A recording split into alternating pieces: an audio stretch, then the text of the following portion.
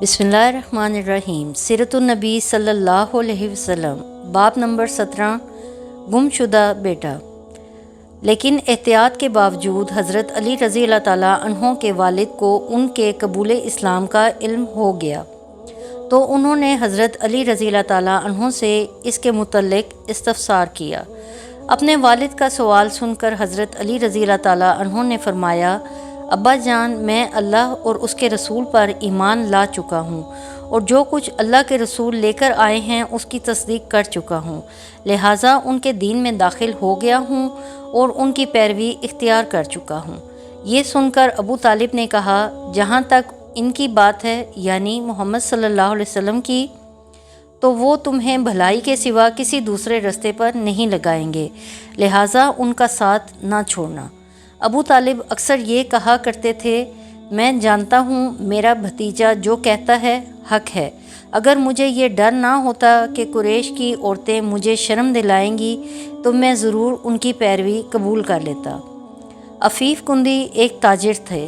उनका बयान है, इस्लाम करने से पहले मैं एक मर्तबा हज के लिए आया। तिजारत का कुछ माल ख़रीदने के लिए मैं अब्बास इब्ने अब्दुल मुत्तलिब के पास गया। वो मेरे दोस्त थे और यमन से अक्सर इतर ख़रीद कर लाते थे, फिर हज के मौसम में मक्का में फ़रोख्त करते थे। मैं उनके साथ मिना में बैठा था कि एक नौजवान आया। उसने ग़ुरूब होते सूरज की तरफ गौर से देखा। जब उसने देख लिया कि सूरज ग़ुरूब हो चुका है तो उसने बहुत एहतमाम से वज़ू किया, फिर नमाज पढ़ने लगा, यानी काबा की तरफ मुँह करके। फिर एक लड़का आया जो बालिग होने के करीब था। उसने वज़ू किया और इस नौजवान के बराबर खड़े होकर नमाज पढ़ने लगा। फिर एक औरत खेमे से निकली और उनके पीछे नमाज की नीयत बांधकर खड़ी हो गई। इसके बाद इन नौजवान ने रुकू किया तो इस लड़के और औरत ने भी रुकू किया। नौजवान ने सजदे में गया तो वो दोनों भी सजदे में चले गए। ये मंज़र देखकर मैंने अब्बास बिन अब्दुल मुत्तलिब से पूछा, अब्बास, ये क्या हो रहा है? उन्होंने बताया, ये मेरे भाई अब्दुल्ला के बेटे का दीन है। मोहम्मद सल्लल्लाहु अलैहि वसल्लम का दावा है कि अल्लाह ताला ने उसे पैगंबर बनाकर भेजा है। ये लड़का मेरा भतीजा है, अली इब्ने तालिब है, और ये औरत मोहम्मद सल्लल्लाहु अलैहि वसल्लम की बीवी खतीजा हैं। ये अफ़ीफ़ कुंदी मुसलमान हुए तो कहा करते थे, काश उस वक्त मैं उनमें चौथा आदमी होता। इस वाक़े के वक्त गालिबन हज़रत ज़ैद बिन हारिसा और हज़रत अबू बकर सिद्दीक़ रज़ी अल्लाह ताला अन्हो वहाँ मौजूद नहीं थे, अगरचे उस वक्त तक दोनों मुसलमान हो चुके थे। हज़रत ज़ैद बिन हारिसा रज़ी अल्लाह ताला अन्हा ग़ुलामों में सबसे पहले ईमान लाए थे। ये हज़ूर अकरम सल्लल्लाहु अलैहि वसल्लम के आज़ाद करदा ग़ुलाम थे। पहले ये हज़रत खतीजा रज़ी अल्लाह ताला अन्हा के ग़ुलाम थे। शादी के बाद उन्होंने ज़ैद बिन हारिसा को आप सल्लल्लाहु अलैहि वसल्लम की ग़ुलामी में दे दिया था। ये ग़ुलाम किस तरह बने, ये भी सुन लें। जाहलियत के ज़माने में उनकी वालदा उन्हें लिए अपने माँ बाप के यहाँ जा रही थीं कि काफ़िले को लूट लिया गया। डाकू उनके बेटे ज़ैद बिन हारिसा को भी ले गए। फिर उन्हें अकाज़ के मेले में बेचने के लिए लाया गया। उधर सैयदा खतीजा रज़ी अल्लाह ताला अन्हा ने हकीम बिन हज़म रज़ी अल्लाह ताला अन्हा को मेले में भेजा। वो एक ग़ुलाम ख़रीदना चाहती थीं। आप हकीम बिन हज़म की फूफी थीं। हकीम बिन हज़म मेले में आए तो उन्होंने वहाँ ज़ैद बिन हारिसा को बिकते हुए देखा। इस वक्त उनकी उम्र 8 साल थी। हकीम बिन हज़म को ये अच्छे लगे, चुनाचे उन्होंने सैयदा खतीजा रज़ी अल्लाह ताला अन्हा के लिए इन्हें ख़रीद लिया।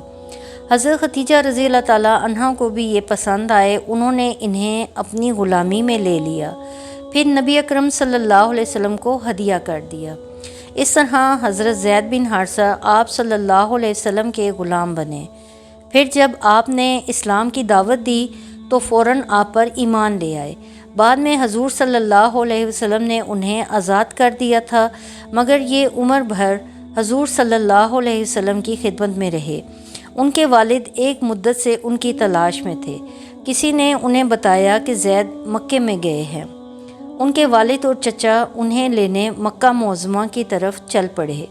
مکہ پہنچ کر یہ آپ صلی اللہ علیہ وسلم کی خدمت میں حاضر ہوئے اور آپ کو بتایا کہ زید ان کے بیٹے ہیں۔